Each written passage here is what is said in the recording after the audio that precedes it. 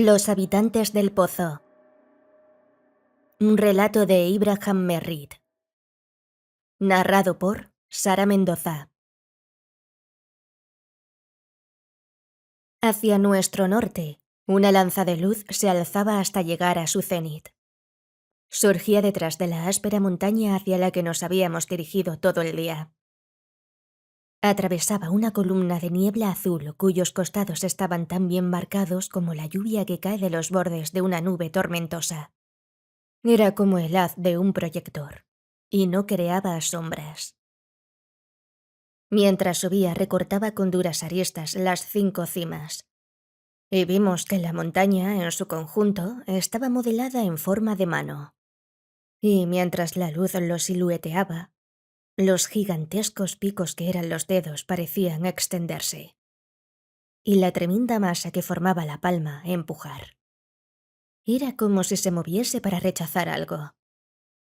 El haz brillante permaneció durante unos momentos. Luego se dispersó en una multitud de pequeños globos luminosos. Parecían estar buscando algo. El bosque estaba silencioso. Cada uno de los ruidos que antes lo llenaban contenía la respiración. Noté cómo los perros se apretaban contra mis piernas. También ellos callaban, pero cada uno de los músculos de sus cuerpos temblaba. Tenían el pelo erizado, y sus ojos, clavados en las chispas fosforescentes que caían, estaban cubiertos por una fina película de terror. Me volví hacia Star Anderson. Estaba mirando al norte. La montaña con forma de mano. Hablé sin mover los labios. Es la montaña que hemos estado buscando, contestó en el mismo tono. ¿Pero qué es esa luz? Seguro que no es la aurora boreal, dije. ¿Quién ha oído hablar de una aurora boreal en esta época del año? Había expresado el pensamiento que yo tenía en mente. Algo me hace pensar que ahí arriba están persiguiendo a alguien, prosiguió. Esas luces están buscando. Llevan a cabo alguna terrible persecución. Es bueno que estemos fuera de su alcance. La montaña parece moverse cada vez que ese haz se alza, comenté. ¿Qué es lo que trata de mantener alejado Star? Me hace recordar la mano de nubes heladas que Shan Nadur colocó frente a la puerta de los ogros para mantenerlos en las madrigueras que les había excavado Eblis. Alzó una mano mientras escuchaba algo. De lo alto llegó un susurro. No era el roce de la aurora, ese sonido quebradizo, que parece hecho por los fantasmas de los vientos que soplaron durante la creación, mientras corren por entre las hojas que dieron cobijo a Lilith. No, este susurro contenía una orden. Era autoritario. Nos llamaba. Nos atraía. Había en él una nota de inexorable insistencia. Aferraba mi corazón como minúsculos dedos con uñas de miedo, y me llenaba de una tremenda ansia por correr hasta fundirme en la luz. Era algo similar a lo que debió sentir Ulises cuando se debatía contra el mástil para tratar de obedecer al canto de cristal de las sirenas. El susurro se hizo más fuerte. «¿Qué demonios les pasa a los perros?», gritó salvajemente Star Anderson. «Míralos». Los perros esquimales, aullando lastimeramente, estaban corriendo hacia la luz. Los vimos desaparecer entre los árboles. Nos llegó un gemido lleno de tristeza. Luego esto también murió, y solo dejó tras de sí el insistente murmullo en lo alto. El claro en el que acampábamos miraba directamente al norte. Supongo que habíamos llegado al primer gran meandro del río Kuskokwim, a unos 500 kilómetros en dirección a Yukon. Lo que era seguro es que nos hallábamos en una parte inexplorada de los bosques. Habíamos partido de Dawson al iniciarse la primavera, siguiendo una pista bastante convincente que prometía llevarnos a una montaña perdida entre 5 picos. Al menos eso nos había asegurado a aquel hechicero de la tribu atabascana. No conseguimos que ningún indio aceptase venir con nosotros. Decían que la tierra de la montaña con forma de mano estaba maldita. Habíamos visto la montaña por primera vez la noche anterior, con su recortada cima dibujada sobre un resplandor pulsante. Y ahora, iluminados por la luz que nos había guiado, veíamos que realmente era el lugar que andábamos buscando. Anderson se puso rígido. Por entre el susurro que dejaba oír un curioso sonido apagado y un roce, sonaba como si un oso pequeño se estuviera acercando a nosotros. Eché una brazada de leña al fuego y, mientras la llama se alzaba, vi cómo algo aparecía entre los matorrales. Caminaba a 4 patas, pero no parecía ser un oso. De repente, una imagen se formó en mi mente. Era como un niño subiendo unas escaleras a gatas. Las extremidades delanteras se alzaban en un movimiento grotescamente infantil. Era grotesco, pero también era horrible. Se acercó. Tomamos nuestras armas y las dejamos caer. Súbitamente supimos que aquella cosa que gateaba era un hombre. Era un hombre. Se acercó al fuego con aquel mismo apagado forcejeo. Se detuvo. A salvo, susurró el hombre con una voz que era un eco del susurro que se oía por sobre nuestras cabezas. Estoy bastante a salvo aquí. No pueden salir del azul, ¿saben? No pueden atraparme a menos que les respondas. Está loco, dijo Anderson, y luego con suavidad, dirigiéndose a aquella piltrafa de lo que había sido un hombre. Tiene razón, nadie le persigue. No le respondan, repitió el hombre. Me refiero a las luces. Las luces, grité olvidándome hasta de mi compasión. ¿Qué son esas luces? Los habitantes del pozo, murmuró. Luego se desplomó sobre un costado. Corrimos a atenderle. Anderson se arrodilló a su lado. Dios mío, gritó. Mira esto, Frank. Señaló a las manos del desconocido. Las muñecas estaban cubiertas por jirones desgarrados de su gruesa camisa. Sus manos solo eran unos muñones. Los dedos se habían pegado a las palmas y la carne se había desgastado hasta que el hueso sobresalía. Parecían las patas de un diminuto elefante. Sus ojos recorrieron su cuerpo. Alrededor de su cintura llevaba una pesada banda de metal dorado de la que colgaba una anilla y una docena de eslabones de una brillante cadena blanca. ¿Quién puede ser? ¿De dónde vendrá? Preguntó Anderson. Mira, está profundamente dormido y aún en sueños. Sus brazos tratan de escalar y sus piernas se alzan una tras la otra. Y sus rodillas. ¿Cómo en el nombre de Dios ha podido moverse sobre ellas? Era como decía. Hasta en el profundo sueño, sus brazos y piernas continuaban alzándose en un deliberado y aterrador movimiento de escalada. Era como si tuvieran vida propia. Realizaban sus movimientos con independencia del cuerpo. Si ustedes han ido en alguna ocasión a la cola de un tren y mirado cómo suben y bajan los brazos de los semáforos, sabrán a lo que me refiero. De pronto el susurro en lo alto cesó. El chorro de luz cayó y no volvió a alzarse. El hombre que gateaba se quedó quieto. A nuestro alrededor comenzó a aparecer un suave resplandor. La corta noche del verano de Alaska había terminado. Anderson se frotó los ojos y volvió hacia mí un rostro trasnochado. Chico, exclamó, parece que hayas estado enfermo. Pues si te vieras tú mismo estar, repliqué. Ha sido algo realmente horroroso. ¿Qué sacas en claro de todo ello? Estoy creyendo que la única respuesta la tiene ese individuo. Me contestó señalando a la figura que yacía completamente inmóvil bajo las mantas con que la habíamos arropado. Esas luces no eran una aurora, Frank. Eran como la abertura a algún infierno del que nunca nos hablaron los predicadores. Ya no seguiremos adelante hoy, dije.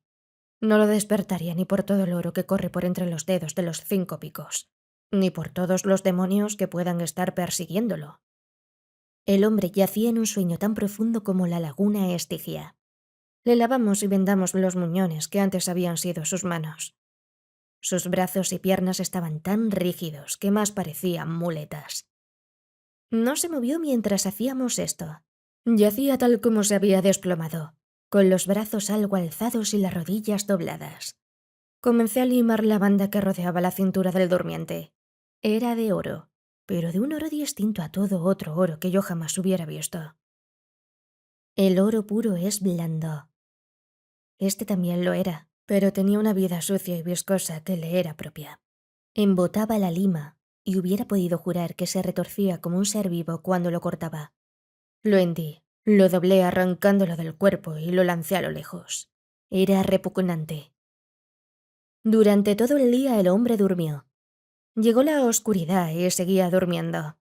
Pero aquella noche no hubo ninguna columna de luz azulada detrás de los picos, ni escudriñantes globos luminosos, ni susurros. Parecía que aquella horrible maldición se hubiera retirado, aunque no muy lejos. Tanto a Anderson como a mí nos parecía que la amenaza estaba allí, tal vez oculta pero acechante. Ya era mediodía de la jornada siguiente cuando el hombre se despertó. Di un salto cuando oí sonar su placentera pero insegura voz. «¿Cuánto tiempo he dormido?», preguntó. Sus pálidos ojos azules se poblaron de ansiedad mientras yo lo contemplaba. «Una noche y casi 2 días», respondí. «¿Hubo luces arriba?», señaló con la cabeza ansiosamente hacia el norte. ¿Se oyeron susurros? «Ninguna de las dos cosas», le contesté. Su cabeza cayó hacia atrás y se quedó mirando al cielo. «Entonces, ¿han abandonado la persecución?», preguntó al fin.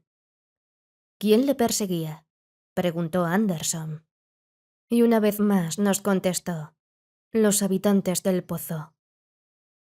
Nos quedamos mirándole y de nuevo, débilmente, sentí aquel deseo enloquecedor que había parecido acompañar a las luces. «Los habitantes del pozo», repitió. «Unas cosas que algún dios creó antes del diluvio y que, en alguna forma, escaparon a la venganza del dios del bien. Me estaban llamando», añadió simplemente. Anderson y yo cruzamos las miradas con el mismo pensamiento en nuestras mentes. «No», intervino el hombre adivinando cuál era. «No estoy loco. Denme algo de beber, pronto moriré. ¿Me llevarán tan al sur como pueden antes de que esto suceda? ¿Y después elevarán una pira y me quemarán en ella? Quiero quedar en una forma en la que ninguna infernal vileza que intenten pueda arrastrar a mi cuerpo de vuelta hasta ellos. Estoy seguro que lo harán cuando les haya hablado de ellos». Finalizó cuando vio que dudábamos. Bebió el coñac y el agua que le llevamos a los labios. «Tengo los brazos y piernas muertos», comentó. «Tan muertos como yo mismo lo estaré pronto. Bueno, cumplieron bien con su misión. Ahora les diré lo que hay allá arriba, detrás de aquella mano. Un infierno. Escuchen, mi nombre es Stanton. Sinclair Stanton, de la promoción de 1900 en Yale, explorador. Salí de Dawson el año pasado para buscar 5 picos que formaban una mano en una tierra embrujada, y por entre los cuales corría el oro puro. ¿Es lo mismo que ustedes andan buscando?». Ya me lo pensé. A finales del pasado otoño, mi compañero se puso enfermo y lo mandé de vuelta con unos indios. Poco después, los que seguían conmigo averiguaron lo que perseguía. Huyeron abandonándome. Decidí proseguir. Me construí un refugio, lo llené de provisiones y me dispuse a pasar el invierno. No me fue muy mal. Recordarán que fue un invierno poco riguroso. Al llegar la primavera empecé de nuevo la búsqueda. Hace unas 2 semanas divisé los 5 picos. Pero no desde este lado, sino del otro. Denme algo más de coñac. Había dado una vuelta demasiado grande. Había llegado demasiado al norte. Tuve que regresar. Desde este lado no ven más que bosques hasta la base de la mano. Por el otro lado... Estuvo callado un momento. Allí también hay bosques, pero no llegan muy lejos. No. Salí de ellos. Ante mí se extendía por muchos kilómetros una llanura. Se veía tan rota y gastada como el desierto que rodea las ruinas de Babilonia. En su extremo más lejano se alzaban los picos. Entre ellos y el lugar en que me hallaba se alzaba, muy a lo lejos, lo que parecía ser un farallón de rocas de poca altura. Y entonces me encontré con el sendero. «El sendero», gritó asombrado Anderson. «El sendero», afirmó el hombre. Un buen sendero, liso, que se dirigía recto hacia la montaña. Seguro que era un sendero y se veía gastado como si por él hubieran pasado millones de pies durante millares de años. A cada uno de sus lados se veía arena y montones de piedras. Al cabo de un tiempo comencé a fijarme en esas piedras. Estaban talladas. Y la forma de los montones me hizo venir la idea de que, tal vez, hacía un centellar de millares de años hubieran sido casas. Parecían así de antiguas. Notaba que eran obra del hombre, y al mismo tiempo las veía de una inmemorable antigüedad. Los picos se fueron acercando. Los montones de ruinas se hicieron más frecuentes. Algo inexplicablemente desolador planeaba sobre ellas. Algo siniestro. Algo que me llegaba desde las mismas y golpeaba mi corazón como si fuera el paso de unos fantasmas tan viejos que solo podían ser fantasmas de fantasmas. Seguí adelante. Vi entonces que lo que había tomado por unas colinas bajas situadas al pie de los picos era en realidad un amontonamiento más grande de ruinas. La montaña de la mano estaba en realidad mucho más lejos.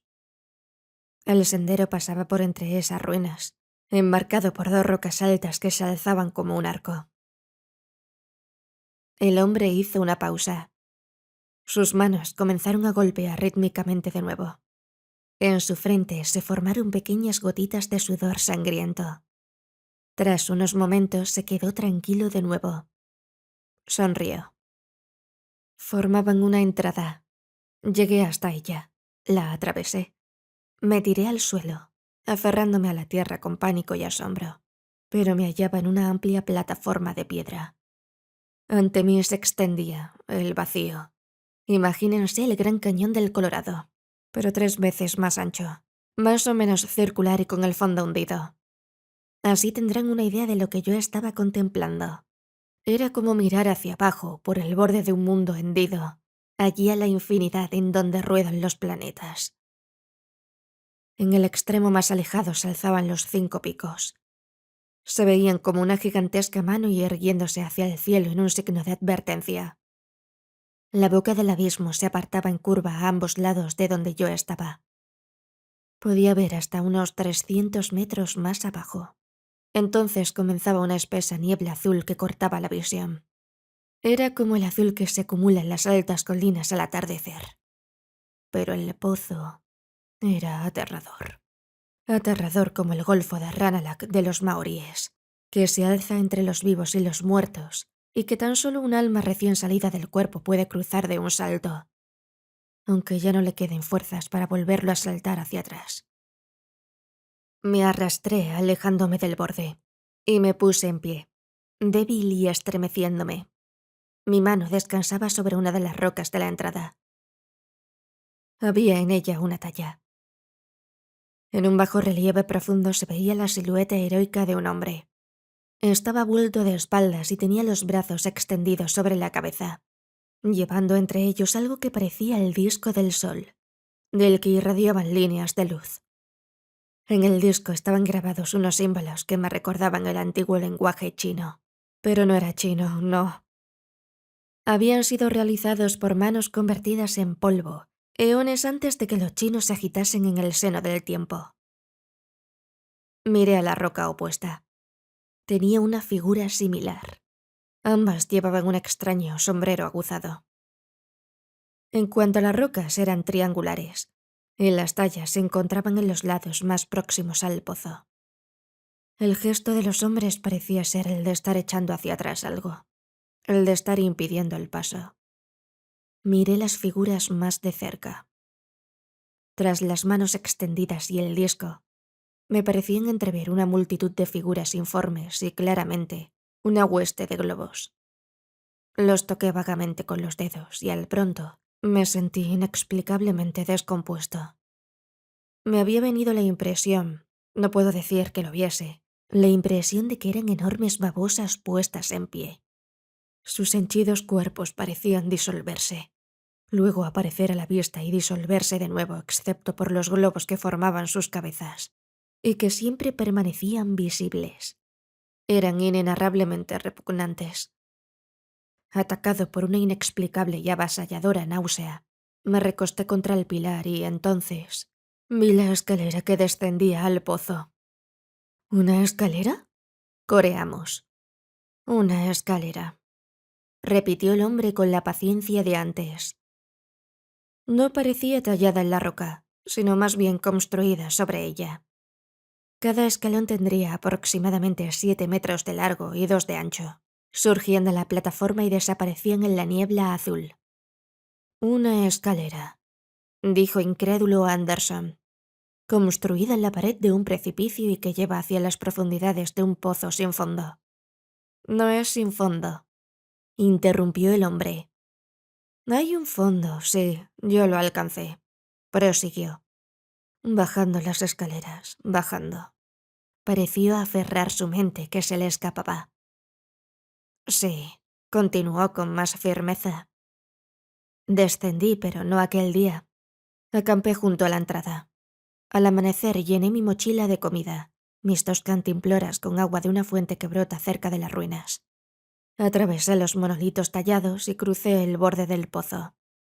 Los escalones bajan a lo largo de las paredes del pozo con un declive de unos 40 grados. Mientras bajaba, los estudié. Estaban tallados en una roca verdosa bastante diferente al granito porfírico que formaban las paredes del pozo. Al principio pensé que sus constructores habrían aprovechado un estrato que sobresaliese, tallando la colosal escalinata en él, pero la regularidad del ángulo con que descendía me hizo dudar de esta teoría. Después de haber bajado tal vez 1 kilómetro, me hallé en un descansillo. Desde él las escaleras formaban un ángulo en V y descendían de nuevo, aferrándose al despeñadero con el mismo ángulo que las anteriores. Después de haber tallado 3 de esos ángulos, me di cuenta de que la escalera caía recta hacia abajo, fuera cual fuese su destino, en una sucesión de ángulos. Ningún estrato podría ser tan regular. No, la escalera había sido erigida totalmente a mano. Pero, ¿por quién y para qué? La respuesta está en esas ruinas que rodean el borde del pozo, aunque no creo que jamás sea hallada. Hacia el mediodía ya había perdido de vista el borde del abismo. Por encima de mí, por debajo de mí, no había sino la niebla azul. No sentía mareos ni miedo, tan solo una tremenda curiosidad. ¿Qué era lo que iba a descubrir? ¿Alguna antigua y maravillosa civilización que había florecido cuando los polos eran jardines tropicales? ¿Un nuevo mundo? ¿La clave de los misterios del hombre mismo? No hallaría nada viviente, de eso estaba seguro. Todo era demasiado antiguo para que quedase nada con vida. Y, sin embargo, sabía que una obra tan maravillosa debía de llevar a un lugar igualmente maravilloso. ¿Cómo sería? Continué. A intervalos regulares había cruzado las bocas de unas pequeñas cavernas. Debían de haber unos 3000 escalones, y luego una entrada. Otros 3000 escalones y otra entrada. Así continuamente. Avanzaba ya la tarde. Me detuve frente a uno de esos huecos. Supongo que habría bajado entonces a unos 5 kilómetros de la superficie, aunque debido a los ángulos, habría caminado unos 15 kilómetros. Examiné la entrada. A cada uno de sus lados estaban talladas las mismas figuras que en la entrada del borde del pozo, pero esta vez se hallaban de frente, con los brazos extendidos con sus discos, como reteniendo algo que viniese del pozo mismo. Sus rostros estaban cubiertos con velos y no se veían figuras repugnantes tras ellos. Me introduje en la caverna. Se extendía unos 20 metros, como una madriguera. Estaba seca y perfectamente iluminada. Podía ver, fuera, la niebla azul alzándose como una columna. Noté una extraordinaria sensación de seguridad, aunque anteriormente no había experimentado, conscientemente, miedo alguno. Notaba que las figuras de la entrada eran guardianes, pero ¿contra qué me guardaban? Me sentía tan seguro que hasta perdí la curiosidad sobre este punto. La niebla azul se hizo más espesa y algo luminiscente. Supuse que allá arriba sería la hora del crepúsculo. Comí y bebí algo y me eché a dormir. Cuando me desperté, el azul se había aclarado de nuevo, e imaginé que arriba habría despuntado el alba. Continué. Me olvidé del golfo que bostezaba a mi costado. No sentía fatiga alguna y casi no notaba el hambre ni la sed. aunque había comido y bebido bien poco. Esa noche la pasé en otra de las cavernas y al amanecer descendí de nuevo. Fue cuando ya terminaba aquel día cuando vi la ciudad por primera vez. Se quedó silencioso durante un rato. La ciudad del pozo. No una ciudad como la que ustedes han visto, ni como la haya visto ningún otro hombre que haya podido vivir para contarlo. Creo que el pozo debe tener la forma de una botella. La abertura que se encuentra frente a los 5 picos es el cuello de la misma. Pero no sé lo amplia que es su base. Puede que tenga millares de kilómetros. Y tampoco conozco lo que pueda haber más allá de la ciudad. Allá abajo, entre lo azul, se habían empezado a ver ligeros destellos de luz. Luego contemplé las copas de los árboles. Pues supongo que eso es lo que eran. Aunque no eran como nuestros árboles. Estos eran repugnantes, reptiloides. Se erguían sobre altos troncos delgados, y sus copas nidos de gruesos tentáculos con feas hojuelas parecidas a cabezas estrechas. Cabezas de serpientes. Los árboles eran rojos, de un brillante rojo airado. Aquí y allá comencé a entrever manchas de amarillo intenso. Sabía que eran agua porque podía ver cosas surgiendo en su superficie. O al menos podía ver los chapoteos y salpicones, aunque nunca logré ver lo que los producía.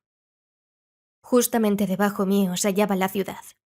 Kilómetro tras kilómetro de cilindros apretujados que yacían sobre sus costados, apilados en pirámides de 3, de 5 o de docenas de ellos. Es difícil lograrles explicar a ustedes cómo se veía la ciudad. Miren, imagínense que tienen cañerías de una cierta longitud y que colocan 3 sobre sus costados y sobre estas colocan otras 2. Y sobre estas otra. O supongan que toman como base 5 y sobre esas colocan 4 y luego 3, 2 y 1. ¿Lo imaginan?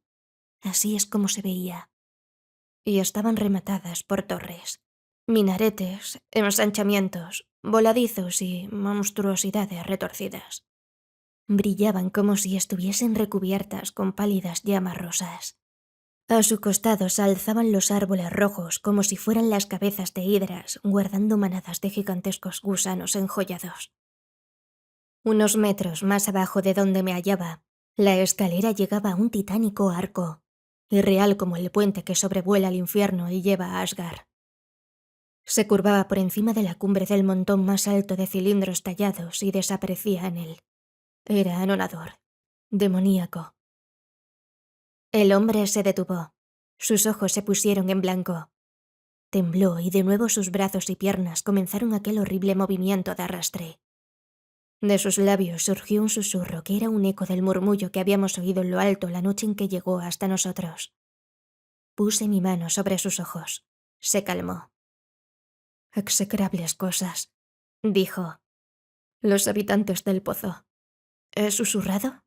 Sí, pero ya no pueden atraparme, ya no. Al cabo de un tiempo continuó, tan tranquilo como antes. Crucé aquel arco. Me introduje por el techo de aquel edificio. La oscuridad azul me cegó por un momento y noté cómo los escalones se curvaban en una espiral. Bajé girando y me hallé en lo alto de... no sé cómo decírselo. Tendré que llamarle habitación. No tenemos imágenes para reflejar lo que hay en el pozo. A unos 30 metros por debajo mío se hallaba el suelo. Las paredes bajaban apartándose de donde yo me hallaba en una serie de medias lunas crecientes. El lugar era colosal y estaba iluminado por una curiosa luz roja moteada. Era como la luz del interior de un ópalo puntuado de oro y verde. Las escaleras en espiral seguían por debajo. Llegué hasta el último escalón. A lo lejos, frente a mí, se hallaba un altar sostenido por altas columnas. Sus pilares estaban tallados en monstruosas volutas, cuales si fuesen pulpos locos con un millar invisible que se hallaba sobre el altar. Y me arrastré por el suelo, al lado de los pilares. Imagínense la escena. Solo en aquel lugar extrañamente iluminado, y con el horror arcaico acechando encima mío. Una cosa monstruosa. Una cosa inimaginable. Una cosa invisible que emanaba terror. Al cabo de algún tiempo recuperé el control de mí mismo. Entonces vi, al costado de uno de los pilares, un cuenco amarillo lleno con un líquido blanco y espeso. Lo bebí. No me importaba si era venenoso, pero mientras lo estaba tragando noté un sabor agradable, y al acabarlo me volvieron instantáneamente las fuerzas. Veía a las claras que no me iban a matar de hambre. Fueran lo que fuesen aquellos habitantes del pozo, sabían bien cuáles eran las necesidades humanas. Y otra vez comenzó a espesarse el rojizo brillo moteado. Y de nuevo se alzó allá fuera el zumbido. Y por el círculo que era la punta entró el torrente de globos. Se fueron colocando en hileras hasta llenar totalmente el templo. Su murmullo creció hasta transformarse en un canto, un susurrante canto cadencioso que se alzaba y caía, mientras los globos se alzaban y caían al mismo ritmo. Se alzaban y caían. Las luces fueron y vinieron toda la noche. Y toda la noche sonaron los cantos mientras ellas se alzaban y caían.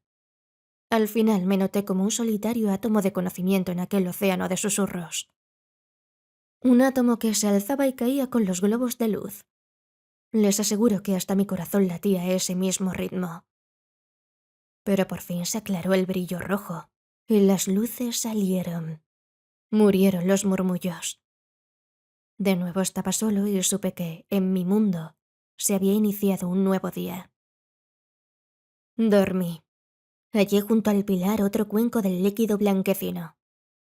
Volví a estudiar la cadena que me ataba al altar. Comencé a frotar dos de los eslabones entre sí. Lo hice durante horas. Cuando comenzó a espesarse el rojo, se veía una muesca desgastada en los eslabones. Comencé a sentir una cierta esperanza. Existía una posibilidad de escapar. Con el espesamiento regresaron las luces. Durante toda aquella noche sonó el canto susurrado, y los globos se alzaron y cayeron. El canto se apoderó de mí. Pulsó a través de mi cuerpo hasta que cada músculo y cada nervio vibraban con él. Se comenzaron a agitar mis labios. Palpitaban como los de un hombre tratando de gritar en medio de una pesadilla. Y por último, también ellos estuvieron murmurando, susurrando el infernal canto de los habitantes del pozo. Mi cuerpo se inclinaba al unísono con las luces. Me había identificado, Dios me perdone, en el sonido y el movimiento, con aquellas cosas innombrables, mientras mi alma retrocedía, enferma de horror, pero impotente. Y en tanto susurraba, los vi. Vi las cosas que había bajo las luces. Grandes cuerpos transparentes parecidos a los de caracoles sin caparazón, de los que crecían docenas de agitados tentáculos, con pequeñas bocas redondas y bostezantes colocadas bajo los luminosos globos visores. Eran como los espectros de babosas inconcebiblemente monstruosas. Y mientras las contemplaba, aún susurrando e inclinándome, llegó el alba y se dirigieron hacia la entrada, atravesándola. No caminaban ni se arrastraban. Flotaban. Flotaron y se fueron. No dormí, sino que trabajé durante todo el día en frotar mi cadena. Para cuando se espesó el rojo, ya había desgastado un sexto de su espesor. Y toda la noche, bajo el maleficio, susurré y me incliné con los habitantes del pozo, uniéndome a su canto, aquella cosa que acechaba encima mío. De nuevo, por 2 veces, se espesó el rojo y el canto se apoderó de mí. Y finalmente, en la mañana del 5.º día, rompí los eslabones desgastados. Estaba libre. Corrí hacia la escalera, pasando con los ojos cerrados al lado del horror invisible que se hallaba más allá del borde del altar.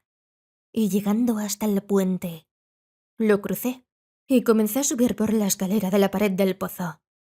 ¿Pueden imaginarse lo que representa subir por el borde de un mundo hendido con el infierno a la espalda?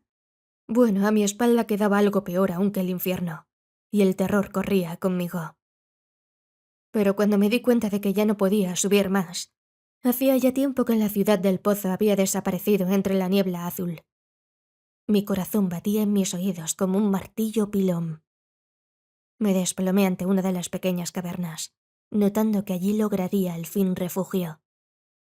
Me metí hasta lo más profundo y esperé a que la neblina se hiciese más densa. Esto ocurrió casi al momento, y de muy abajo me llegó un vasto e irritado murmullo. Apretándome contra el fondo de la caverna, vi como un rápido haz de luz se elevaba entre la niebla azul, desapareciendo en pedazos poco después, y mientras se apagaba y descomponía, vi miradas de los globos que constituyen los ojos de los habitantes del pozo cayendo hacia lo más profundo del abismo. De nuevo, una y otra vez, la luz pulsó, y los globos se alzaron con ella para caer luego. Me estaban persiguiendo. Sabían que debía encontrarme todavía en alguna parte de la escalera o, si es que me ocultaba allá abajo, que tendría que usarla en algún momento para escapar. El susurro se hizo más fuerte, más insistente. A través mía comenzó a latir un deseo aterrador por unirme al murmullo, tal como lo había hecho en el templo. Algo me dijo que, si lo hacía, las figuras esculpidas ya no podrían guardarme, que saldría y bajaría para regresar al templo del que ya no escaparía nunca. Me mordí los labios hasta hacerme sangre para acallarlos, y durante toda aquella noche el haz de luz surgió desde el abismo. Los globos planearon, y el susurro sonó mientras yo rezaba al poder de las cavernas y a las figuras esculpidas que todavía tenían la virtud de poder guardarlas. Hizo una pausa. Se estaban agotando sus energías. Luego, casi inaudiblemente, prosiguió. Me pregunté cuál habría sido el pueblo que las habría tallado. ¿Por qué habrían edificado su ciudad alrededor del borde? ¿Y por qué habrían construido aquella escalera en el pozo? ¿Qué habrían sido para las cosas que vivían en el fondo? ¿Y qué uso habrían hecho de ellas para tener que vivir junto a aquel lugar? Estaba seguro de que detrás de todo aquello se escondía un propósito. En otra forma, no se hubiera llevado a cabo un trabajo tan asombroso como era la erección de aquella escalera. Pero, ¿cuál era ese propósito? ¿Y por qué aquellos que habían vivido sobre el abismo habían fenecido hacía eones, mientras que los que habitaban en su interior seguían aún con vida? Nos miró. No pude hallar respuesta. Me pregunto si lo sabré después de muerto, aunque lo dudo. Mientras me interrogaba sobre todo ello, llegó la aurora y con ella se hizo el silencio. Bebí el líquido que restaba en mi cantimplora. Me arrastré fuera de la caverna y comencé a subir otra vez. Aquella tarde cedieron mis piernas. Rompí mi camisa y me hice unas almohadillas protectoras para las rodillas y unas envolturas para las manos. Gateé hacia arriba. Gateé subiendo y subiendo. Y una vez más me introduje en una de las cavernas y esperé a que se espesase el azul, que surgiese de él el haz de luz y que empezase el murmullo. Pero ahora había una nueva tonalidad en el susurro. Ya no me amenazaba. Me llamaba y me tentaba. Me atraía. El terror se apoderó de mí. Me había invadido un tremendo deseo por abandonar la caverna y salir a donde se movían las luces, por dejar que me hicieran lo que deseasen, que me llevasen donde quisieran. El deseo se hizo más insistente. Ganaba fuerza con cada nuevo impulso del haz luminoso, hasta que al fin todo yo vibraba con el deseo de obedecerlo, tal y como había vibrado con el canto en el templo. Mi cuerpo era un péndulo. Se alzaba el haz y yo me inclinaba hacia él. Tan solo mi alma permanecía inconmovible, manteniéndome sujeto contra el suelo de la caverna y colocando una mano sobre mis labios para acallarlos. Y toda la noche luché con mi cuerpo y con mis labios contra el hechizo de los habitantes del pozo. Llegó la mañana. Otra vez me arrastré fuera de la caverna y me enfrenté con la escalera. No podía ponerme en pie. Mis manos estaban desgarradas y ensangrentadas. Mis rodillas me producían un dolor agónico. Me obligué a subir milímetro a milímetro. Al rato dejé de notar mis manos y el dolor abandonó mis rodillas. Se entumecieron. Paso a paso mi fuerza de voluntad llevó a mi cuerpo hacia arriba sobre mis muertos miembros, y en diversas ocasiones caía en la inconsciencia, para volver en mí al cabo de un tiempo y darme cuenta de que, a pesar de ello, había seguido subiendo sin pausa. Y luego, Tan solo una pesadilla de gatear a lo largo de inmensas extensiones de escalones. Recuerdos del ayecto terror mientras me agazapaba en las cavernas. Mientras millares de luces pulsaban en el exterior y los susurros me llamaban y tentaban. Memorias de una ocasión en que me desperté para hallar que mi cuerpo estaba obedeciendo la llamada y que ya me había llevado a medio camino por entre los guardianes de los portales, al tiempo que millares de globos luminosos flotaban en la niebla azul contemplándome. Visiones de amargas luchas contra el sueño y, siempre, una subida, arriba, arriba, a lo largo de infinitas distancias de escalones que me llevaban de un perdido Abaddon hasta el paraíso del cielo azul y el ancho mundo. Al fin tuve conciencia de que sobre mí se alzaba el cielo abierto y ante mí el borde del pozo. Recuerdo haber pasado entre las grandes rocas que forman el portal y de haberme alejado de ellas. Soñé que gigantescos hombres que llevaban extrañas coronas aguzadas y los rostros velados me empujaban hacia adelante, y adelante, y adelante, al tiempo que retenían los pulsantes globos de luz que buscaban atraerme de vuelta a un golfo en el que los planetas nadan entre las ramas de árboles rojos coronados de serpientes. Y más tarde un largo, largo sueño, solo Dios sabe cuál largo, en la hendidura de unas rocas. Un despertar para ver, a lo lejos, hacia el norte, el haz elevándose y cayendo, a las luces todavía buscando y al susurro, muy por encima mío, llamando con el convencimiento de que ya no podía atraerme. De nuevo gatear sobre brazos y piernas muertos que se movían como la nave del antiguo marino, sin que yo lo ordenase. Y entonces su fuego y esta seguridad. El hombre nos sonrió por un momento y luego cayó profundamente dormido. Aquella misma tarde levantamos el campo y, llevándonos al hombre, iniciamos la marcha hacia el sur. Lo llevamos durante 3 días, en los que siguió durmiendo. Y al tercer día, sin despertarse, murió. Hicimos una gran pira con ramas y quemamos su cadáver, como nos había pedido. Desparramamos sus cenizas, mezcladas con las de la madera que la había consumido por el bosque. Se necesitaría una poderosa magia para desenmarañar esas cenizas y llevarlas, en una nube, hacia el pozo maldito. No creo que sus habitantes tengan un tal encantamiento, no. Pero Anderson y yo no volvimos a los 5 picos para comprobarlo. Y si el oro corre por entre las 5 cimas de la montaña de la mano, como el agua por entre una mano extendida, bueno, por lo que a nosotros se refiere, puede seguir así. Fin.